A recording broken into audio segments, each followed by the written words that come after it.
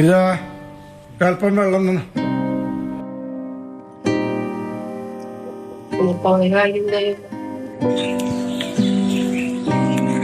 ഈ പെൻഷൻ കിട്ടാത്ത കാരണം നമ്മളാകെ ബുദ്ധിമുട്ടിലാണല്ലോ. അതൊക്കെ പറഞ്ഞിട്ടുണ്ട് അവരോട്.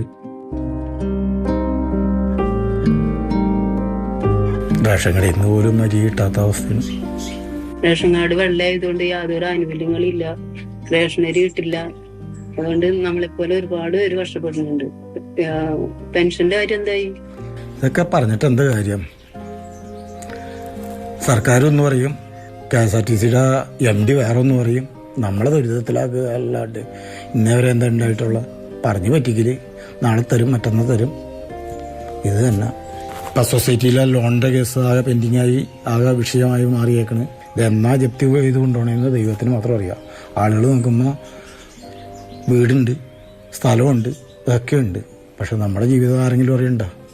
അത് നമുക്ക് മാത്രമല്ലേ അറിയാൻ പറ്റുള്ളൂ. അവൻ പിരിഞ്ഞു പോന്നപ്പോൾ ലക്ഷങ്ങൾ കിട്ടി, കോടികൾ കിട്ടി എന്നൊക്കെയാണ് ആളുകളുടെ ധാരണ. 4100 രൂപയാണ് പെൻഷൻ കിട്ടുന്നത്.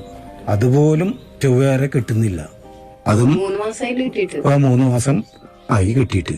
ഇനിയിപ്പോ പറഞ്ഞിട്ട് എന്താ കാര്യം? നമുക്ക് അനുഭവിക്കുക തന്നെ. ഇനിയിപ്പോ ആത്മഹത്യ ചെയ്യാനൊന്നും നമുക്ക് സാധിക്കില്ല. കാരണം നമ്മുടെ മക്കളെ കൂടി നമ്മൾ ആലോചിക്കണം.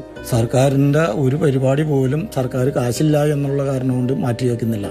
ഇപ്പൊ ഇന്നലത്തെ പേപ്പറിൽ തന്നെ കണ്ടില്ലേ, മന്ത്രിമാര് ഊരിയിട്ടാൻ പോയതിന് കോടിക്കണക്കിന് രൂപ അനുവദിച്ച് അതിന്റെ ഒരംശം എടുത്ത് ഈ പെൻഷൻകാരുടെ 1 മാസത്തെ പെൻഷൻ, 3 മാസമുണ്ട്, അതിൽ 1 മാസത്തെ പെൻഷനെങ്കിലും തന്നാൽ നമുക്ക് അത്യാവശ്യം കാര്യങ്ങൾ നടക്കും. എന്നെ സംബന്ധിച്ചിടത്തോളം ഇപ്പം 1 മാസം മരുന്ന് മേടിക്കാൻ പോലും ഈ കാശ് തികയില്ല. KSRTCയിൽ ജോലി ചെയ്യുന്ന ചെറുപ്പക്കാര് ഇനിയിപ്പോ വിവാഹാലോചനയായിട്ട് ചെന്നിട്ടുണ്ടെങ്കിൽ പെൺകുട്ടികളൊന്നും അവർ അംഗീകരിക്കില്ല. കാരണം ശരിക്കും ശമ്പളം ഇല്ല. അതുകൊണ്ട് അവരൊക്കെ വളരെ പുച്ഛത്തോടു കൂടിയാണ് ഇപ്പൊ എല്ലാവരും വീക്ഷിക്കുന്നത്.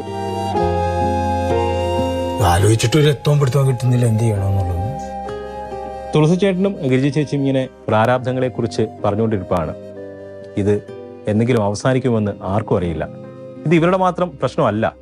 ആയിരക്കണക്കിന് വരുന്ന വിരമിച്ച KSRTC ജീവനക്കാരുടെയും അവരുടെ കുടുംബത്തിന്റെയും പ്രശ്നങ്ങളാണ്. എന്തായാലും ഒരു കാര്യത്തിൽ സന്തോഷമുണ്ട്. ഈ KSRTCക്കാർക്ക് പെൻഷൻ കൊടുക്കാത്തതിന്റെ പേരിൽ സർക്കാരിന്റെ ഒരു പരിപാടിയും മാറ്റിവെക്കപ്പെടുന്നില്ല. അവരെങ്കിലും സന്തോഷിക്കട്ടെ. വിനു പാമ്പിക്കൊപ്പം S. അരുൺ ശങ്കർ, മാതൃഭൂമി ന്യൂസ്, കൊച്ചി.